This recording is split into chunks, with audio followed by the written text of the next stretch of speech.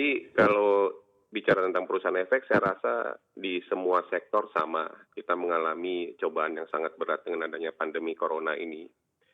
Berdasarkan transaksi year to date, rata-rata transaksi harian itu eh, turun sekitar menjadi 6,9 triliun ya, dibandingkan tahun lalu ya. Tahun lalu itu kita hampir 10 triliun. Jadi dampaknya cukup signifikan.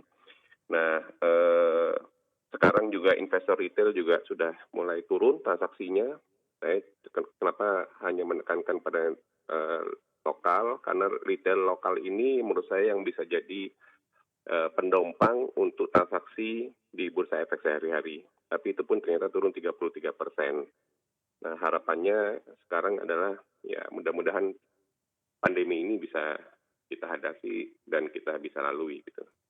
Ya, Pak Oki, bisnis brokerage ini seperti apa sebenarnya di tengah kondisi seperti saat ini? Kita tahu bahwa semuanya memasuki masa-masa sulit.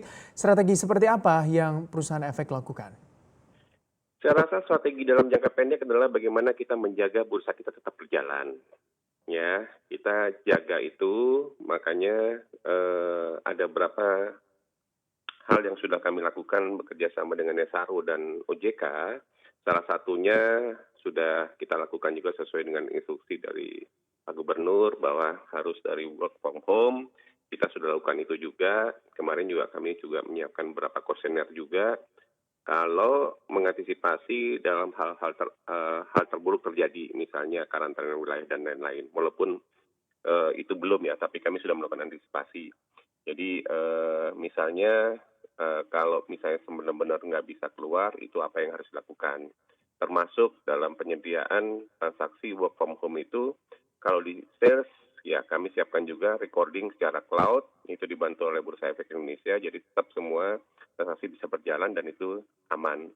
Yang kedua, masalah pekerjaan yang dilakukan oleh teman-teman di back office, itu juga kami pikirkan juga, karena ada beberapa pekerjaan itu yang memerlukan bandwidth yang cukup besar juga di situ. Nah, kami juga sudah berkoordinasi dengan Bursa Efek untuk mengatasi hal-hal seperti ini. Begitu, Gibran.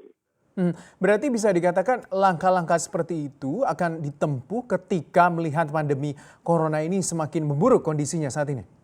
Kita mengantisipasi untuk itu.